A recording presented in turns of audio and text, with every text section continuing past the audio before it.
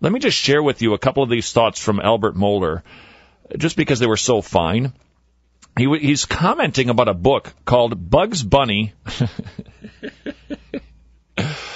Bugs Bunny meets I'm going to just slightly change the name, the Emergent Church, Christianity, Pop Culture, and the Quest for Hip.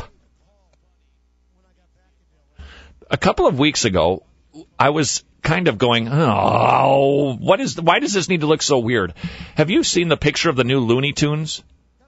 You remember the Looney Tunes when we were kids? They were the little the cutesy schmootsy cartoons that we'd all enjoy and like, right? Well, they need to be hipped up. So now they're called lunatics instead of Looney Tunes, and they look angry, and it's all the edges are really jagged, and Daffy Duck looks like he'd just as soon kill you as make you laugh.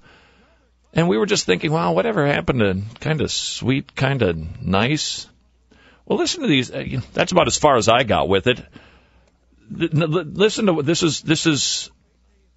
He took from this updating of Bugs Bunny a concern that Albert Mohler has for what is going on with some Christianity in an effort to try to make it hip. Listen to what he says here. That as Looney Tunes goes to lunatics, and instead of Bugs Bunny saying, "What's up, Doc?" he says, "What's up, dog?" Did you know that? I guess it shouldn't bother us, should it? I mean, that's the way the kids talk these days, right? Albert Mohler's comments. What's up here? Well, first of all, Bugs Bunny was never just a cartoon. Instead, he was perhaps the prototypical effort at a hip cartoon that could reflect the edginess of contemporary American society. Bugs Bunny used to be hip. Journalist David Leland, in his book Hip, The History, demonstrates that Bugs Bunny characters, quote, set the principled rebellion of Emerson and Thoreau in a landscape of outrageous violence, shaped by a theology of humor and payback. Leland writes that Bugs was unmistakably a creature of the modern city, scrappy, wise, ethnic, accent, he had the, what's up, kind of the accent thing, and action around him reflected the jitters and jump of an urbanized society. Cool. So Albert Mohler goes on to say, why the reinvention? Why the need to reinvent Bugs Bunny, the Looney Tunes, to the lunatics? Listen to what Albert Mohler writes. Boy, this guy is smart, isn't he? Everything from the Roaring '20s to the '60s counterculture, everything hip ultimately loses its edge and becomes mainstream. That's why Beatles songs now sell shoes on the radio. And the Grateful Dead are played instrumentally as elevator background music. If Bugs Bunny is going to reclaim his edginess, Warner Brothers executives seem to reason he has to get in touch with his dark side. It seems to me, writes Albert Mohler, that the lunatics phenomenon is not all that far removed from the emergent church fad sweeping American Christianity at the moment. Many good critiques of the generous orthodoxy have been offered, noting everything from the movement's embrace of a faulty view of truth to its flirtation with understandings of salvation that reject the necessity of explicit faith in Christ. But even beyond the specific doctrinal crises in the emergent movement, there's a sad fact that this really isn't all that new. So this new version of Christianity, according to Albert Mohler, well, it's not so new, it's really not so cool after all. Here's what Mohler writes.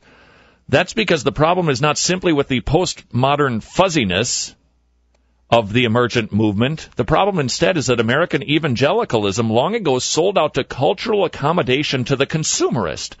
Therapeutic. Kind of an important word. We saw that study a few weeks ago by somebody talking about defining so much of the new Christianity as being, it just makes you feel good. It's therapeutic. Mohler writes, we've sold out to the cultural accommodation to the consumerist, therapeutic ethos of contemporary American society. Now, that side of evangelicalism is as, quote, lame in the eyes of the culture as a Looney Tunes cartoon from the 60s.